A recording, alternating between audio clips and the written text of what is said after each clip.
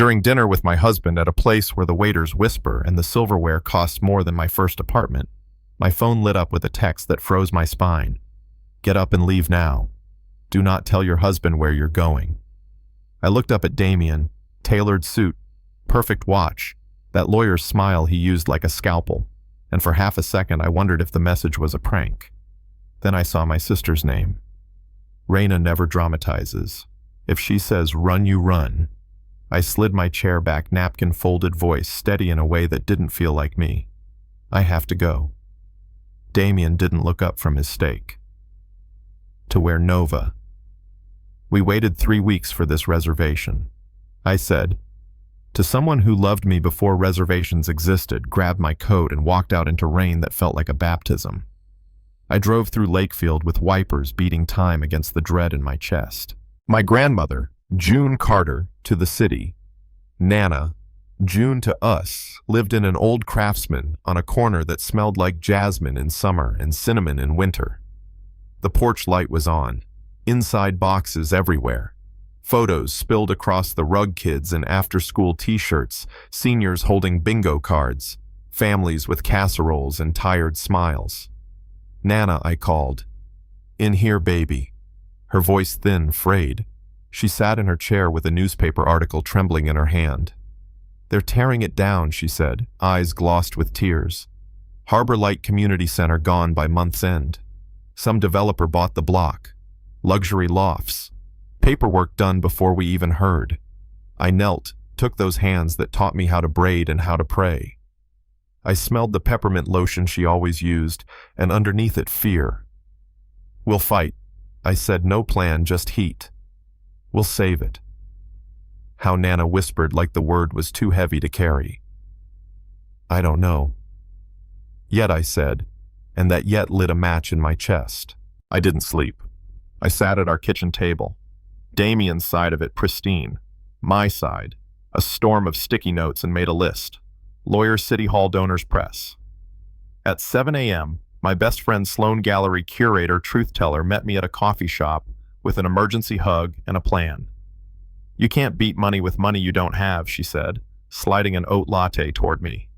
You beat it with a story money can't explain away. She told me about a guy named Cole Harrington, ex-tech, now runs a scrappy art space called Sawmill House. He turns communities into exhibitions. Not pretty poverty, real lives. He once raised 200 grand in a night for a shelter. I was skeptical then, desperate then, in Sloan's car. The building was a converted warehouse with paint on the bricks and kids' chalk drawings on the sidewalk. Inside it breathed light on concrete photos lined like a chorus. Cole showed up in paint-smudged jeans and a sweater you could tell he actually worked in. He saw me staring at a photograph of an older woman reading to a ring of kids. That piece is called Everyday Miracle, he said. The artist learned to read at a community center. I told him about Harbor Light, about Nana, about how kids went there after school because their parents were juggling 2 jobs and prayer. He listened the way people listen to news that might alter their own life. What if we build a pop-up that makes people move through Harbor Light program by program, like walking a story, he said. Not pity, dignity. And every ticket, every auctioned piece, every sponsor slot funds the buyback. He spoke and sketched while he spoke stations for tutoring a senior choir corner, a mock pantry shelf where visitors fill bags to understand food insecurity. We bring the city to Harbor Light's front door, he said, tapping the table, eyes bright with an engine that had nothing to do with ego.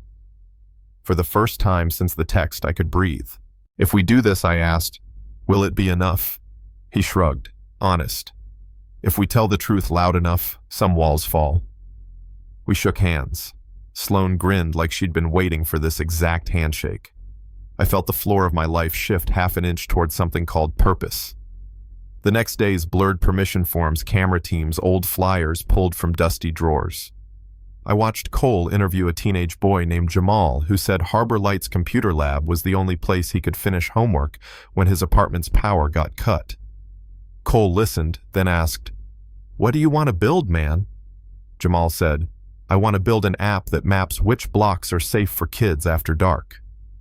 Cole wrote the idea down like it belonged in a museum. In the evenings, I went home to Damien, who started every conversation with realistically and ended every one with a sigh. Realistically, he said one night, loosening his tie, charity centers come and go. Markets move.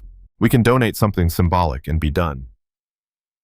I set down the box of flyers in my arms.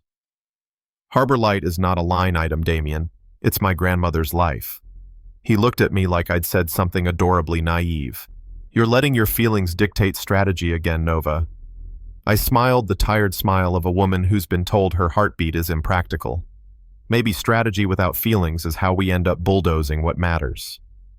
The night before the event, we built Harbor Light inside Sawmill House. Volunteers painted a timeline on brick, 30 years of photos, handwritten notes tacked like breath. Sloan hung children's drawings where you couldn't ignore them. I stood on a ladder to adjust a frame and felt a warm hand steady the rung. Cole looked up at me, not like I was fragile, but like he understood what it costs to stand tall when you're shaking. Electricity snapped between us, dangerous, undeniable. I climbed down and we each took a step back, air buzzing. Tomorrow we make the argument of our lives, he said softly. Nothing more, nothing less. We worked until midnight. I went home, made tea, stared at my wedding ring on the counter like it belonged to someone else's movie. On launch day, Sawmill House thrummed, kids tugging sleeves, donors taking slow breaths, journalists practicing empathy. Nana came in her Sunday dress, pearl earrings, catching light. She held my hand and whispered, "Look what you built." I said, "Look what you built." We just turned the lights on. The program started. Cole welcomed everyone with a voice that held both grit and grace, then stepped aside. I walked to the mic and told the room what Harbor Light meant, in sentences that sounded like they'd been waiting years to be spoken. When I finished, the applause felt like a roof holding against a storm. 30 minutes later, the storm walked in, wearing a blue suit and a scowl. Damien. He'd skipped the intro, arrived late on purpose, the way powerful men punish by showing they can. He scanned the crowd, saw me with Cole, and something mean clicked in his mouth. He slid to my side, shook Cole's hand without grip.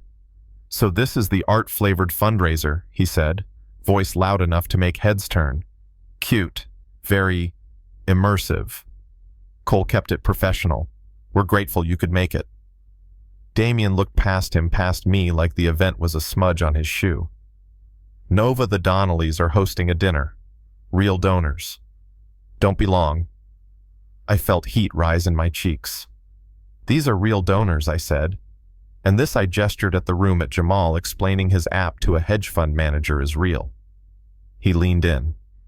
"Try not to embarrass us by crying on camera." The sentence landed like a slap. I smiled, tiny lethal. "Damien, if something ruins your image tonight, it won't be my tears." We announced the total with the room holding its breath. We'd set a goal that felt like a cliff. Cole read the number. Voices broke, hands flew to mouths. A child cheered. We'd done more than hit it. We'd leapt. Enough to buy Harbor Light. Enough to rebuild what the city had let rot. People cried. Nana cried into my neck. I cried in a way that didn't apologize for being human. Damien clapped 3 polite times and said to the men behind him, "Well, tax deductions all around." It was small, but the smallness echoed. A woman who'd just pledged her savings looked at him like she'd found mold in her glass. Something in me, something that had been patient and accommodating and endlessly reasonable, snapped. Not a scream, no drama, just a clean break. "Damien," I said evenly, "I need you to leave." The crowd went quiet in that TV way where you can hear ice hitting glass across the room. He laughed. "Excuse me." "You heard me," I said. "This is a celebration. You don't respect it. So you can't be here." He tried the voice he used on associates owned, practiced. "We will discuss this at home. We don't have a home." I said, not cruel, just true. "We have a house and a schedule and a publicist. I'll have my attorney call yours." He stared like he didn't know which weapon to reach for charm. Anger, shame. He chose anger. Is this about him? He nodded at Cole with a little smirk. Cole didn't flinch, didn't move closer. He just stood there like a wall that didn't need to prove it was a wall. I said, "This is about me remembering I matter." Someone started clapping one person, then two, then the whole room, not for the drama, but for the clarity. Damien left. The door closed with the softest click I've ever heard. When the last guest drifted out and the fairy lights hummed low, I sat in Cole's office with a paper cup of tea and hands that wouldn't stop trembling. He knocked gentle, asked if he could sit. He didn't say congratulations. He didn't say I told you so. He said, "How's your heart?" I laughed short, wet, terrified, lighter, loud. He nodded like those 3 words made sense. "You were brave," he said, "and not because of me." I said, "Thank you for seeing Harbor Light the way Nana always did, like a sacred ordinary." He smiled at the phrase, tucked it somewhere like a seed. When I got home, the house was quiet in that museum way. I put my ring in a box. I slept with the windows open so the city could remind me I wasn't alone. Weeks passed, paperwork, moving boxes, a little apartment in the arts district with brick walls, and a kitchen that felt like mine. I learned how to be unafraid of the quiet. Work found me nonprofits wanting spaces that didn't feel like second best. I started volunteering at Harbor Light, reading with kids in the afternoon, helping Ms. Alma set up the pantry on Thursdays. Cole and I saw each other at meetings and community nights. We kept boundaries like grown-ups who understood timing matters. Eyes talking more than mouths. Hands not touching unless they had to. Then one night, sorting donated books for the new reading room, he opened a dog-eared collection and read aloud, soft, reverent. "There is no greater agony than bearing an untold story inside you." I looked up. Neither of us pretended we didn't hear the double meaning. "I think about you every day," he said, not aggressive, not asking, just truth placed on a table. I let my palm rest on the book's spine. "Me too," I said. But I needed to be my own person again before I could be anyone's partner. He nodded, relieved maybe. "Then we wait," he said. "We build something true or nothing at all." And then the price of telling the truth. A society column ran with a headline that tasted like Acid Art House Hero or Homewrecker, the real story behind Harbor Light's pop-up. Photos of me and Cole, cropped, timed, framed to sell outrage. Anonymous quotes from a source close to the marriage who described me as unstable, manipulative, strategically sobbing. The developer's PR firm boosted it. Damien's friends texted me links with sad face emojis. Nana turned off her TV and baked a lemon cake like an offering to the gods of common sense. I walked to Harbor Light with the article burning holes in my pocket and the old fear scratching at my throat. What if goodness can be edited into a scandal? What if people believe the loudest voice? At the door, Jamal met me with his laptop. He'd built that safety block app, Ms. Nova. He said we got to launch it at the center, show people what they gave us a chance to do. Behind him, Ms. Alma called, "We're short on cereal. Can you check the back?" In the craft room, 2 little girls wanted help untangling yarn. Real life didn't stop to ask if a columnist felt messy about my choices. Cole arrived later carrying boxes of books. He looked at me, then at the kids, then at the flyer we'd made for Jamal's app launch. "Truth has a longer stride than gossip," he said quietly. "It just doesn't sprint." I believed him. Not because he said it, because Harbor Light was right there humming 1,000 small truths stacked like bricks. If you were at that dinner, if you got that text, would you have stayed to keep the peace or stood up to keep your soul?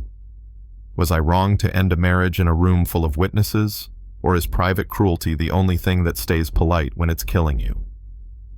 Tell me what you think about neighborhoods turned into condos, about who gets to decide what progress looks like, about what you've seen when money and dignity collide.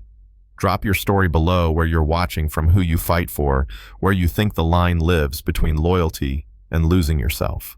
If you believe community is worth more than a developer's renderings hit, like, subscribe, and share this with someone who needs a reminder that they matter more than anyone's image. I'm listening, and I will read every single comment.